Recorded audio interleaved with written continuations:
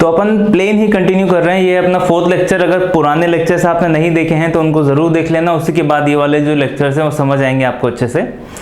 Plane continue हो रहा है। आज का जो फर्स्ट टाइटल है ना, बेसिक प्लेन, मैंने लास्ट 3rd लेक्चर में 3D के 3rd लेक्चर में मैंने आपको बता दिया था। This is our 4th lecture. तो बेसिक प्लेन अपन वहां पे पढ़ चुके हैं। अभी कंडीशंस आ रही है ना, अलग अलग कंडीशंस पढ़ते रहेंगे अपन आने वाले कुछ लेक्चर्स में। अब क्या है, condition of 2 parallel and perpendicular plane. तो 2 प्लेन अगर पैरेलल है तो उनकी कंडीशन क्या होती है, और परपेंडिकुलर है तो उनकी कंडीशन क्या होती है। तो काफी सिंपल सी कंडीशन है। अगर प्लेन 1 की वैल्यू a1x प्लस b1 ले लो, a1 b1 c1 b1y plus c1z plus d1 equal to 0। ये पहला वाला प्लेन हो गया। d1 को आप उधर भी ले सकते हो, डजेंट मैटर।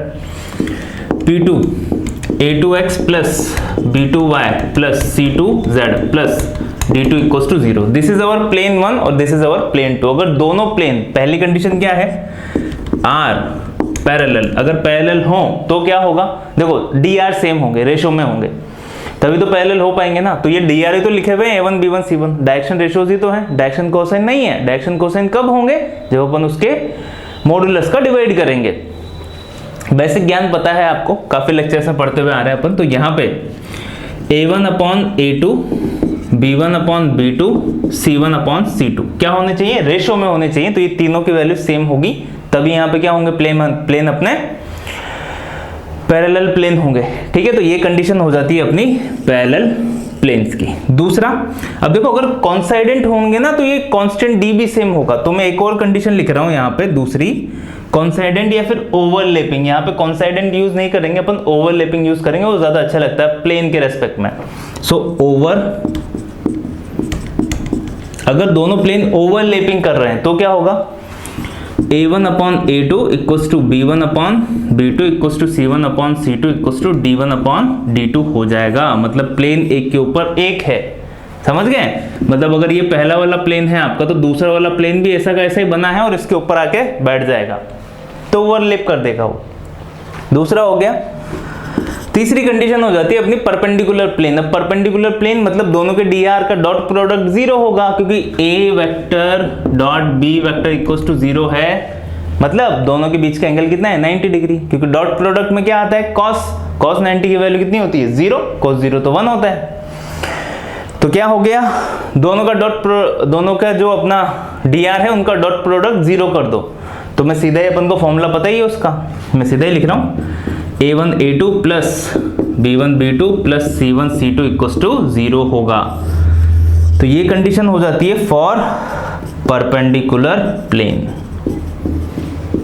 ठीक है, तो सिंपल सा टाइटल है, बस ये ध्यान रखना है, एक बार पढ़ते उसी में याद हो जाता है, तो आपको याद रहेंगे।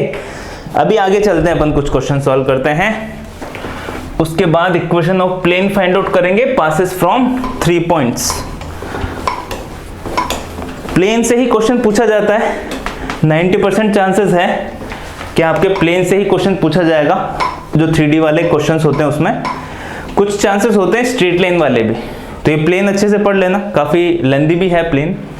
पहला क्वेश्चन देखो क्या है, equation of plane passing through, कौन से पॉइंट से पास होती है, 1 0 एंड -2, 1 0 -2 से पास होती है, और perpendicular to the planes, perpendicular हैं किस किस प्लेन के, 2x plus y minus z equals to 9 और x minus y minus z equals to 3। तो इन दोनों प्लेन के परपेंडिकुलर हैं। तो इन दोनों प्लेन के परपेंडिकुलर हैं, तो इन दोनों प्लेन का जो dr है उनका क्रॉस प्रोडक्ट क्या होगा, इस वाले प्लेन के लिए जो अपन प्लेन फाइंड आउट करना चाहते हैं ना, उसके लिए नॉर्मल का काम करेगा। ये तो सीखा था अपन ने। तो ध्यान रखना, मैं सीधा ही लिख रहा हूं यहाँ पे, dr ऑफ प्लेन, अपन को जो फाइंड आउट करना है ना उस प्लेन के dr क्या होंगे, तो इसका dr क्रॉस इसका dr है ना। तो मैं सीधे लिख रहा हूं i cap j cap k cap. इसके dr कितने हैं, 2 1 -1, 2 1 -1, इसके dr 1 -1 -1, 1 -1 -1। तो ध्यान रखना, अगर कोई प्लेन दो प्लेन्स के परपेंडिकुलर हैं, तो दोनों जो प्लेन परपेंडिकुलर है ना, जिन प्लेन्स के वो दोनों प्लेन्स के वो परपेंडिकुलर हैं, तो उन दोनों प्लेन के जो dr है उनका क्रॉस प्रोडक्ट आपने कर दिया, तो आपको क्या मिलेगा, जो आप प्लेन फाइंड आउट करना चाहते हो उसके डायरेक्शन रेशियोज आपको मिल जाएंगे। तो D R of the plane कितना हो जाएगा, इन दोनों के डी आर का क्रॉस प्रोडक्ट। सीधा ध्यान रखना कितना हो गया, आई कैप -1 -1 माइनस का जे कैप के साथ कितना होगा माइनस का 2 +1 प्लस का के कैप के साथ कितना होगा -2 -1। So this thing is -2 I cap plus का जे कैप, है ना, माइनस माइनस प्लस हो जाएगा और माइनस का 3 के कैप। ये हो गया। तो ये डी आर आ गए अपने के प्लेन के डी आर आ गए। अब इससे पास होता है, इस पॉइंट से पास करता है। अब देखो equation of the plane passing through a point, जो फॉर्मूला आपको लिखवाया था ना, बहुत ज्यादा इंपॉर्टेंट है, याद होना चाहिए आपको अच्छे से। क्या लिखवाया था, a x - x1 plus b y - y1 plus c z - z1 equals to 0। ये फॉर्मूला अच्छे से याद रखना, रट लो इसको, अच्छे से याद होना चाहिए, बार बार यूज होगा। ये फॉर्मूला है जहां पे x1 y1 z1 क्या होते हैं, जो पॉइंट दिया हुआ है, a b c क्या होते हैं, प्लेन के डायरेक्शन रेशियोज, नॉर्मल वेक्टर, वही तो होता है। तो वो तो अपने पास ये आ गया है। तो a की जगह कितना लिखूं, -2, x - x1 कितना है 1 प्लस b की जगह 1, तो कुछ लिखने की जरूरत नहीं है, y - 0 हो जाएगा, y - 0 प्लस z वो कितना है -3, तो यहाँ पे हो जाएगा -3, z -2 तो z + 2 हो गया इक्वल्स टू 0। इसको आप थोड़ा सा सिंप्लीफाई कर लोगे ए बी सी डी की फॉर्म में, तो you will get the required equation of the plane. ठीक है, तो सिंपल सा क्वेश्चन था। ये जो कॉन्सेप्ट है ना, ध्यान रखना, ये वाला ही कॉन्सेप्ट जो है वो इंपॉर्टेंट है कि दोनों प्लेन के परपेंडिकुलर प्लेन के डी आर क्या होते हैं, उन दोनों प्लेन के डी आर का क्रॉस प्रोडक्ट। और ये मैं एक्सप्लेन भी कर चुका हूँ आपको पहले वाले लेक्चर्स में, तो बार बार सेम चीज बताने का कोई सेंस नहीं है, आप लोगों को पता है पहले से। अब देखो नेक्स्ट क्या है, दो प्लेन अपन को दिए हुए हैं, ये भी बहुत बढ़िया क्वेश्चन है, इंपॉर्टेंट है, ध्यान रखना। दो प्लेन दिए हुए हैं, P1 की वैल्यू है, P2 की वैल्यू है, तो मैं P1 P2 दोनों यहां पे लिख देता हूं। जो P1 है वो कितना है, x + 2y = 3। जो P2 है वो कितना है, 2x + y + z, 2x + y + z = 3। तो ये दो प्लेन दिए हुए हैं अपन को, ठीक है, P1 एंड P2। पहला क्या है, फाइंड डायरेक्शन कोसाइन। अब देखो डायरेक्शन रेशियोज, डायरेक्शन कोसाइन में डिफरेंस अच्छे से याद रखना। डायरेक्शन किसकी बात कर रहा है, ये डायरेक्शन कोसाइन की बात कर रहा है। Find direction cosine of the normal and angle between them. तो उन दोनों के डायरेक्शन कोसाइन एंड उन दोनों के बीच का एंगल बताओ क्या होगा। Find direction cosine of the normal and angle between them. अपन ने देखा हुआ तो है, जैसे एक प्लेन जो है इसमें a वेक्टर और b वेक्टर, दो वेक्टर घूम रही है, तो इन दोनों के क्रॉस प्रोडक्ट ही क्या करता है, उन दोनों के परपेंडिकुलर वेक्टर को शो करता है। तो पहले तो एंगल बिटवीन देम पूछा है, देखो उसने, तो इन दोनों प्लेन के बीच का एंगल मैं पहले फाइंड आउट कर लेता हूं। तो वो कितना होगा, पहले वाले क्वेश्चन में एंगल बिटवीन देम क्या होगा, तो यहाँ पे जो प्लेन 1 के डायरेक्शन कोसाइन है वो कितने हो जाएंगे, प्लेन 1 के DCS लिख रहे हैं अपन, डायरेक्शन कोसाइन। तो देखो ये तो DR होते हैं, डायरेक्शन कोसाइन के लिए तो अपन को क्या करना पड़ेगा, मॉडुलस का डिवाइड करना पड़ेगा। तो कर देते हैं 1/, यहाँ पे 2 और 1 है, तो √2 का स्क्वायर 4 प्लस 1 का स्क्वायर 1, तो √5, तो 1/√5 आ जाएगा, कॉमा 2/√5 और 0/√5 लिखने की जरूरत नहीं है। तो इसके लिए L1 M1 N1 आ गए हैं, मतलब डायरेक्शन कोसाइन आ गया है प्लेन 1 के लिए। प्लेन 2 के डायरेक्शन कोसाइन, तो 2 1 1 मतलब √2 का स्क्वायर 4 प्लस 1 प्लस 1, तो √6 हो जाएगा।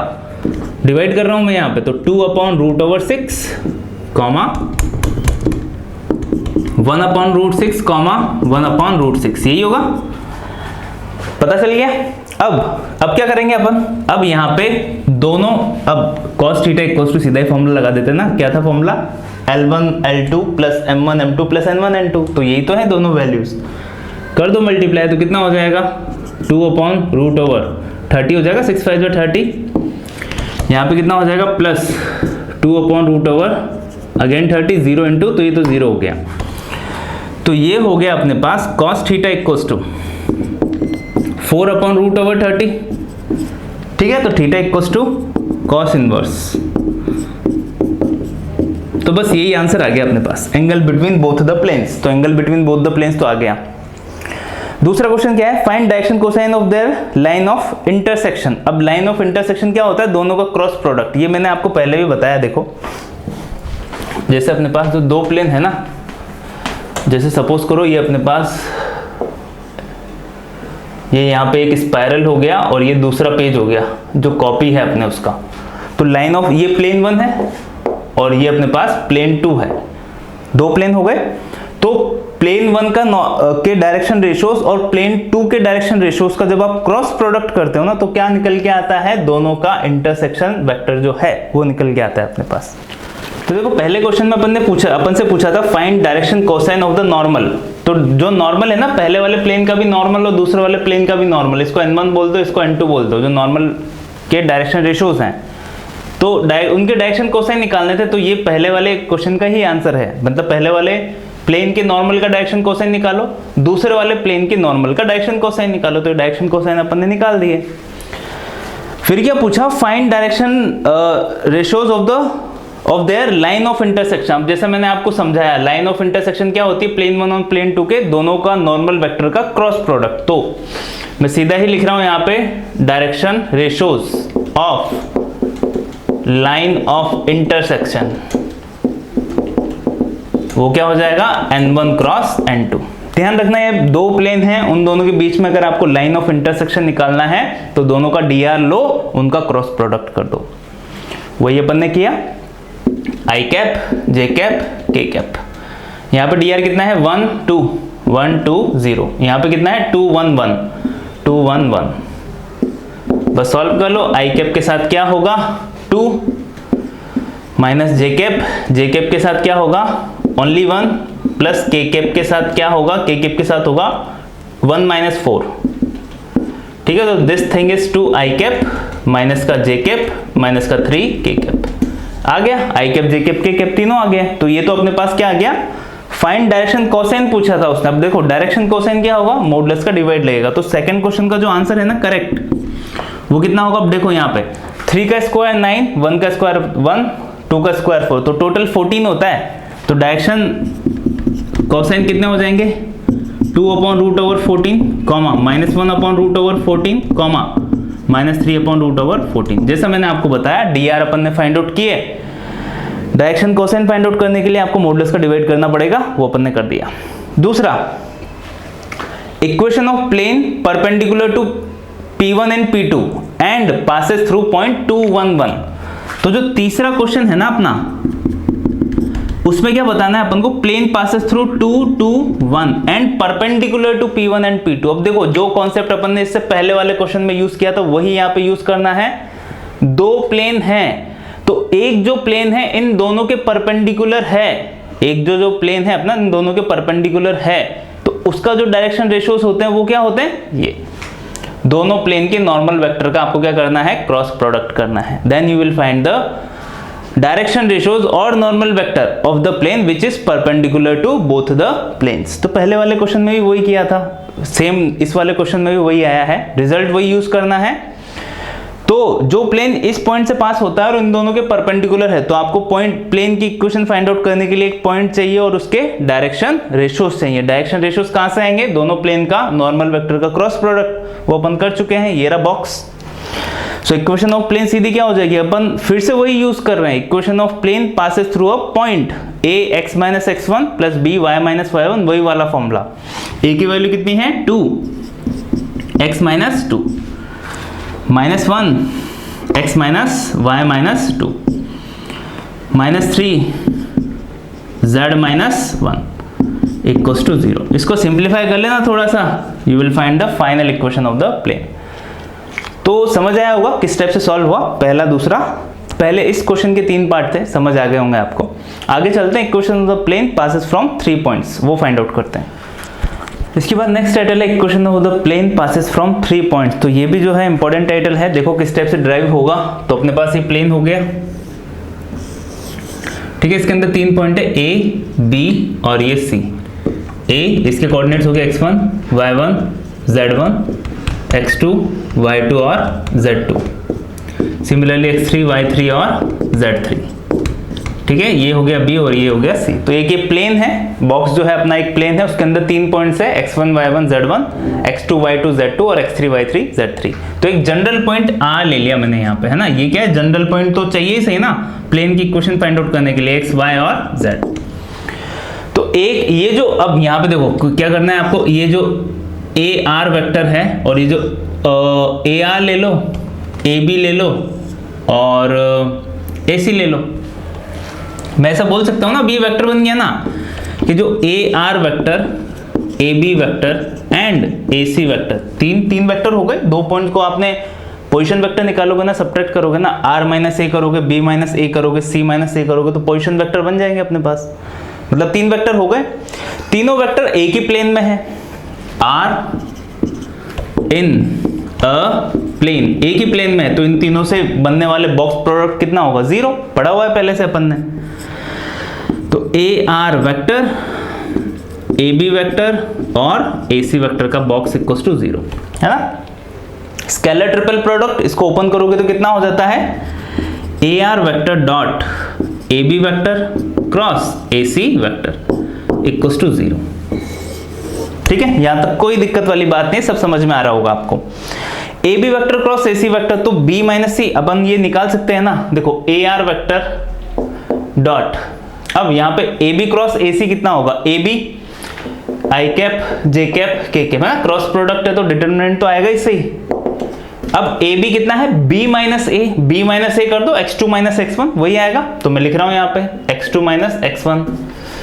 ठीक है, थोड़ी जगह कम हो गई है, जे कैप और K cap equals to 0। Similarly y2 minus y1, similarly y3 minus y1।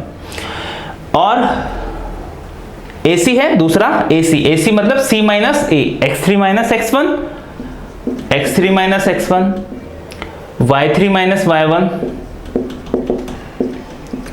और z3 माइनस z1। ठीक है, हो गया। अब AR कितना है, AR R माइनस A मतलब x माइनस x1, तो वो यहाँ पे डॉट प्रोडक्ट होगा ना, तो आई cap J cap K cap की जगह वो आ जाएगा कि सर कैसे हुआ। तो देखो ये कितना होगा, ये हो जाएगा अपने पास x माइनस x1 मैं यहाँ पे इसके जो डायरेक्शन रेशोज है ना, मैं वो लिखता हूँ।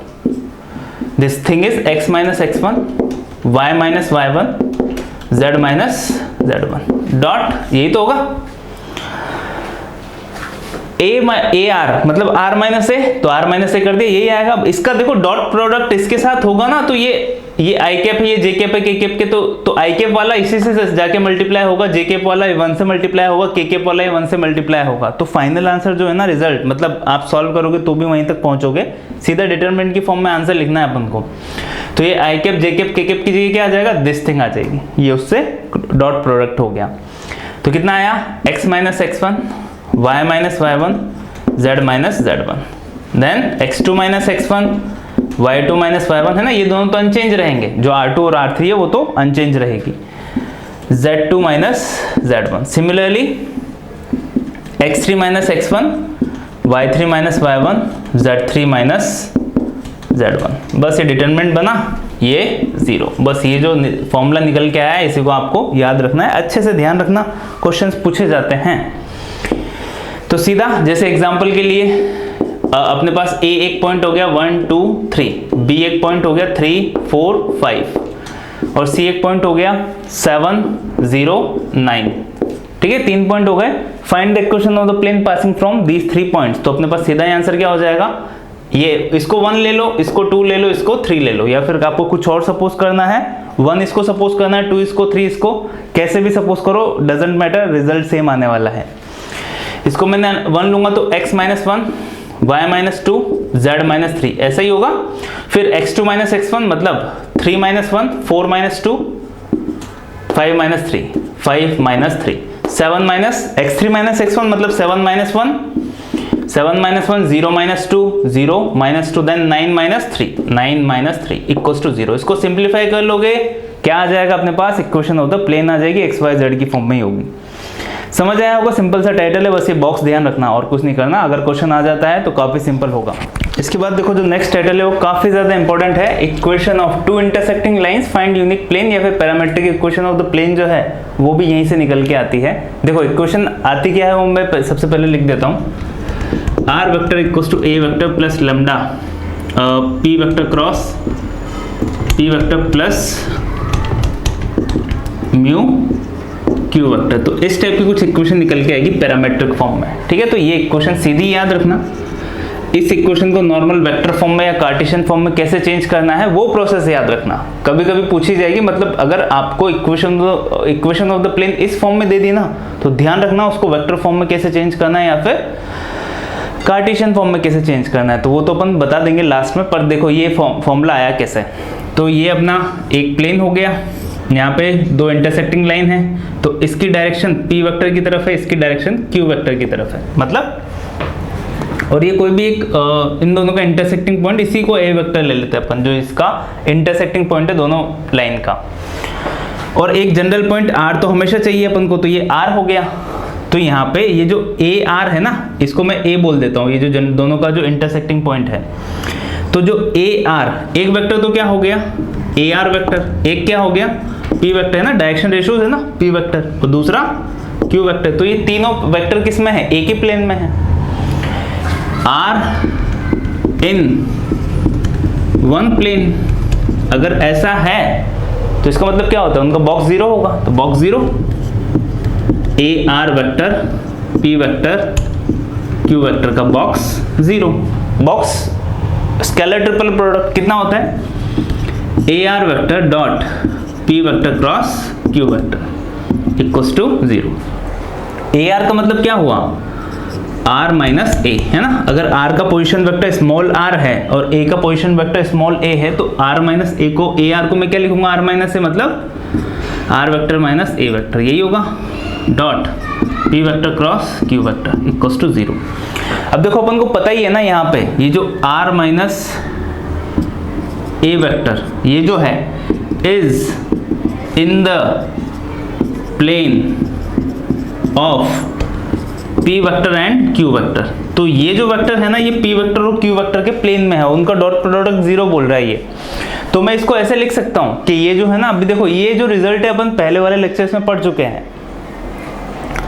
अगर एक वेक्टर दूसरे वेक्टर के प्लेन में है तो अपन उसको उसके मतलब कांस्टेंट की फॉर्म में लिख सकते हैं। तो मैं वही लिख रहा हूं यहाँ पे, मतलब AR वेक्टर इक्वल्स टू सीधा lambda P vector plus mu Q vector.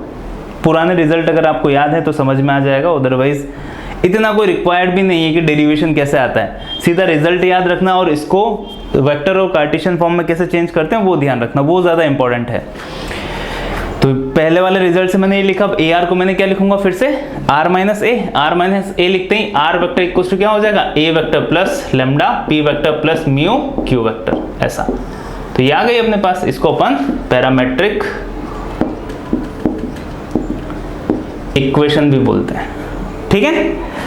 अब देखो इसको चेंज करना आना चाहिए, चेंज। अब चेंज कैसा है, A यहाँ पे A वेक्टर ये हो गया जनरल पॉइंट। तो जब भी आपको ऐसी इक्वेशन मिलेगी तो A तो आप पहचान जाओगे, जनरल पॉइंट हो गया अपने पास।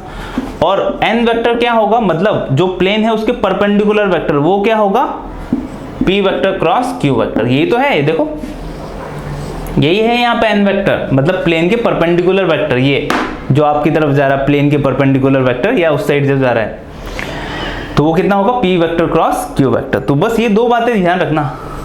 अब अगर आपको ये पता चल गया है ना, तो अब equation of the plane changed form में, वो तो अपन को आती है पहले से, R vector minus A vector general point हो गया, dot N vector equals to zero. बस ये लगाते हैं किस में चेंज हो गया, वेक्टर में चेंज हो गया, वेक्टर से कार्टेशियन में चेंज कर लेना।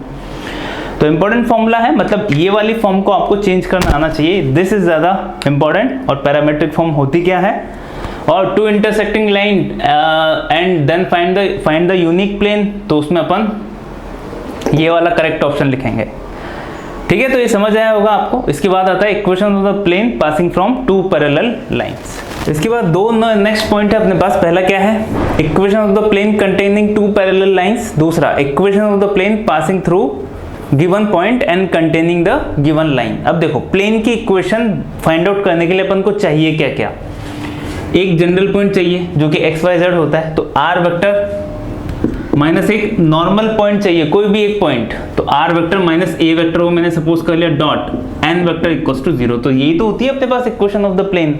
एन वेक्टर क्या होता है, उस प्लेन के परपेंडिकुलर वेक्टर। जैसे ये प्लेन हुआ तो ये ए वेक्टर हो गया जनरल पॉइंट, ये आर वेक्टर हो गया अपने पास कोई भी, और ये प्लेन के परपेंडिकुलर ये अपने पास एन वेक्टर हो गया।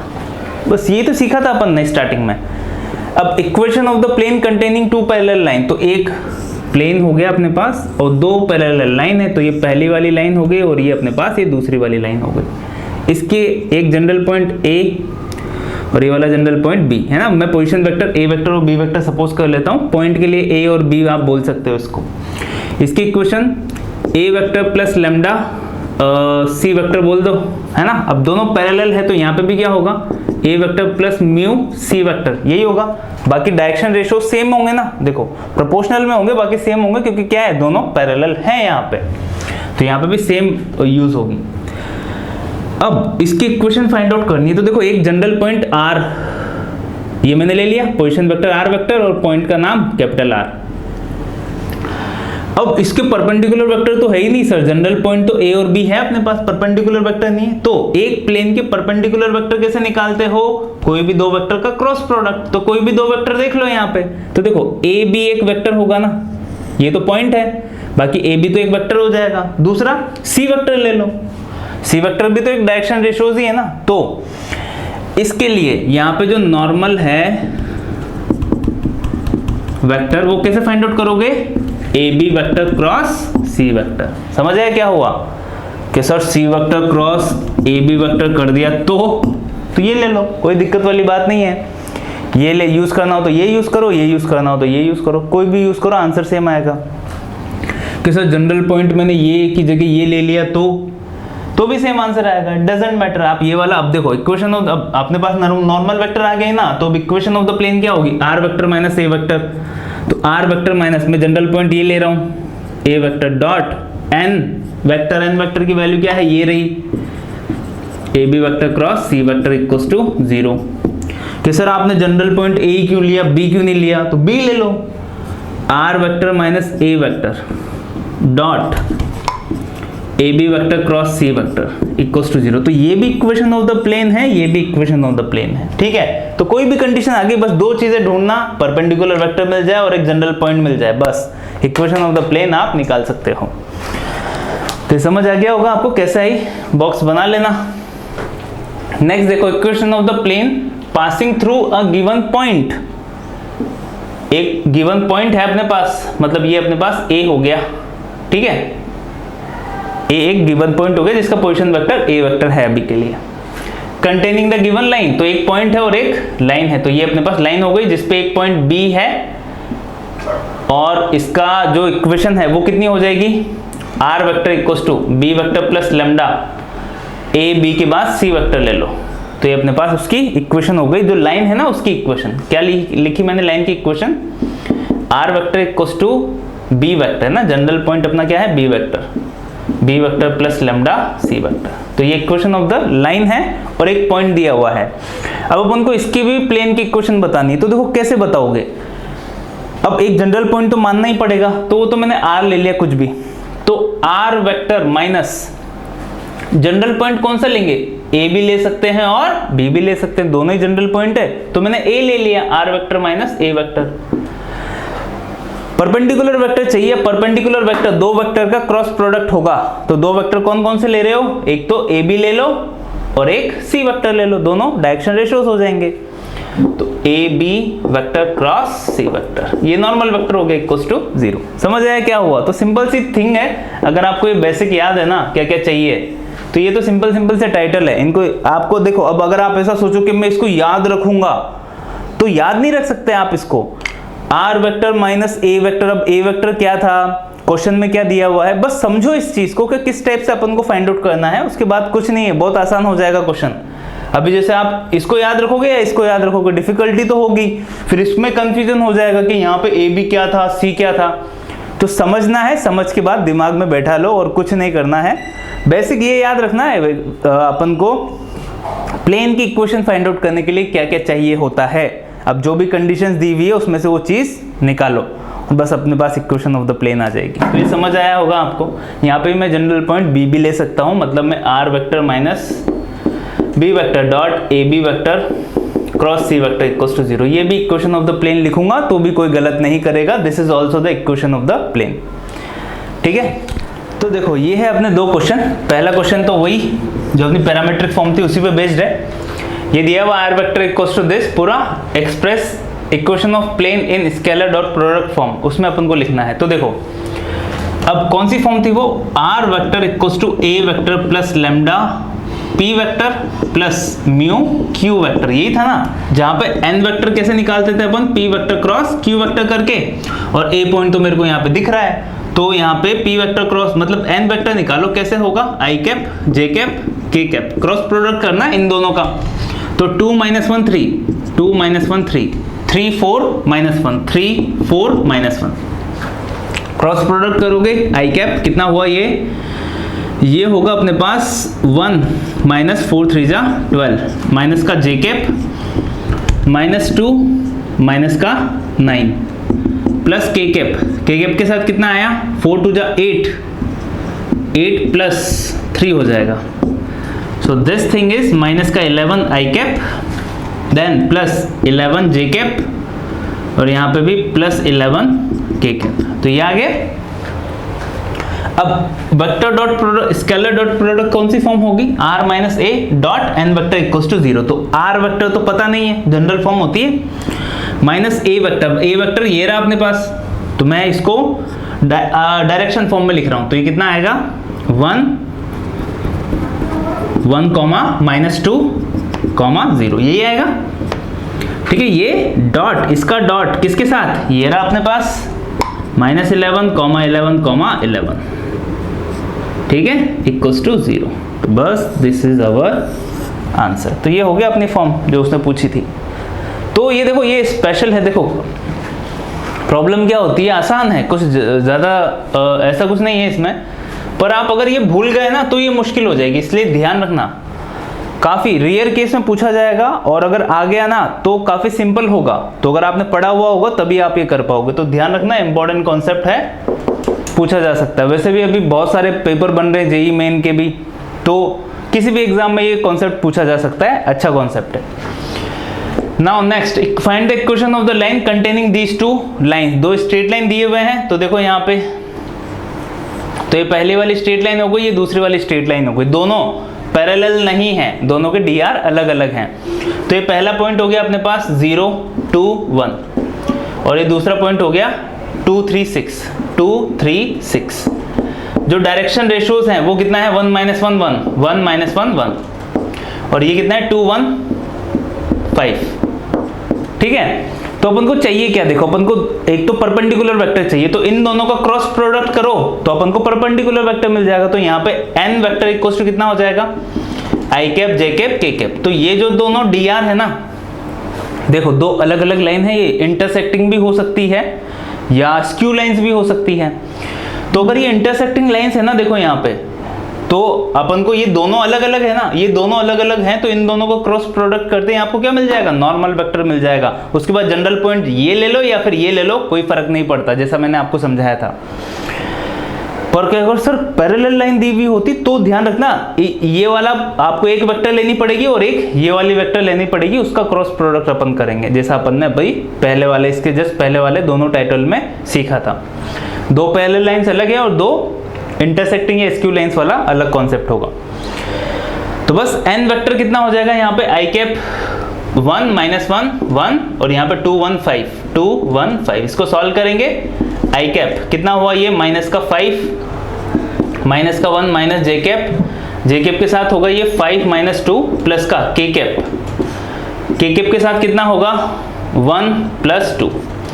So this thing is minus का 6 आई कैप देन प्लस माइनस का 3 जे कैप और प्लस का 3 के कैप। ये आ गया इक्वेशन ऑफ द प्लेन। अब equation of the plane R vector minus, अब ये वाला पॉइंट लेना हो तो ये वाला लेना हो तो ये वाला, मैं कौन सा ले रहा हूं, मैं ये वाला पॉइंट ले रहा हूं, कितना 0 2 और 1 डॉट किसके साथ -6 -3 और 3 इक्वल्स टू 0। बस इसको सॉल्व कर लेना, फाइनल आंसर आ जाएगा। समझ आया होगा किस टाइप से हुआ। इस वाले पॉइंट की जगह आप ये वाला पॉइंट भी ले सकते हो, कोई फर्क नहीं पड़ता। ऐसा हो सकता है कि मे बी ऑप्शन में इस वाले पॉइंट वाला आंसर दिया हुआ हो या फिर इस वाले पॉइंट वाला आंसर दिया हुआ हो, तो आप वो टेस्ट करोगे तो आपको पता चल जाएगा। तो आज के लेक्चर में बस इतना ही। आई होप आज आपने कुछ नया सीखा होगा। Thanks for watching, do like share and subscribe the channel. और अगर लेक्चर्स अच्छे लग रहे हैं तो अपने फ्रेंड्स के साथ ज़रूर शेयर कीजिए। और DPPs के लिंक मैं अपलोड करता रहता हूँ। कम्युनिटी टैब में जाइए, www.igyanam.com पे जाइए, आपको प्रैक्टिस पेपर्स के लिंक मिलेंगे, डाउनलोड कीजिए। विद सॉल्यूशन प्रैक्टिस पेपर है, जो क्वेश्चन नहीं आता सॉल्यूशन देखना, आगे बढ़ना। और अगर आपको किसी स्पेसिफिक चैप्टर का प्रैक्टिस पेपर चाहिए तो भी कमेंट बॉक्स में लिखना, वो भी मैं आपको प्रोवाइड कर दूंगा। Thank you.